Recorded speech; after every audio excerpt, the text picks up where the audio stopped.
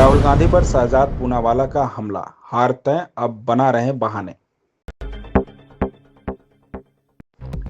लोकसभा में विपक्ष के नेता और कांग्रेस सांसद राहुल गांधी के बयान पर बीजेपी नेता शहजाद पूनावाला का कहना है कि राहुल गांधी और उनकी पार्टी ने भारतीय सेना पर जिस तरह से टिप्पणियां की हैं, उसके बाद यह तय है कि वे बिहार चुनाव हारने जा रहे हैं। अब जब वे चुनाव हारने जा रहे हैं तो पहले से बहाने बनाना जरूरी है।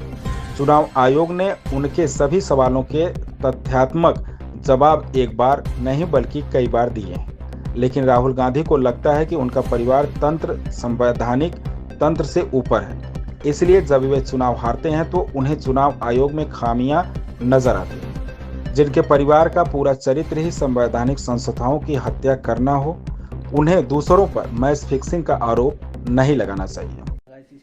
सीसीटीवी फुटेज की मांग हुई है, किस तरह से देख रहे हैं बीजेपी का क्या स्टैंड है? देखिए, जिस प्रकार की टिप्पणियां भारत की सेना को लेकर राहुल गांधी जी ने और उनकी पार्टी ने की, उसके बाद उनको पूरी श्योरिटी है कि बिहार के चुनाव वो हारने वाले हैं।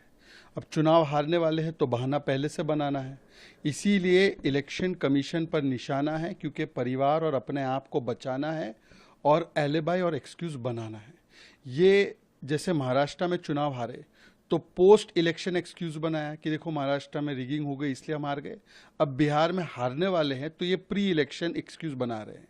जहां तक महाराष्ट्र की बात है तो इलेक्शन कमीशन ऑफ इंडिया ने एक नहीं अनेकों बार इनके हर सवाल पर फैक्चुअल डेटाबेस तथ्यात्मक जवाब दिया है, परंतु राहुल गांधी को लगता है कि उनका पारिवारिक तंत्र जो है वो संवैधानिक तंत्र के ऊपर है।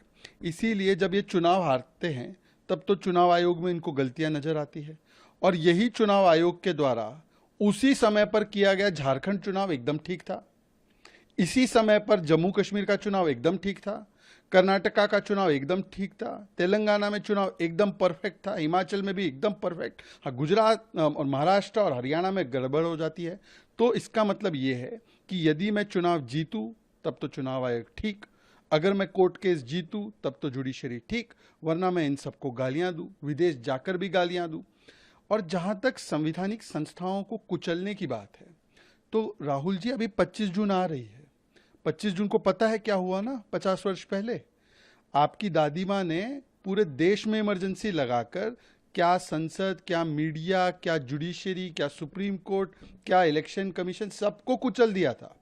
तो जिनके परिवार के पूरे चरित्र में संवैधानिक संस्थाओं की हत्या हो, वो दूसरों पर रिगिंग और मैच फिक्सिंग का आरोप कृपया ना लगाएं।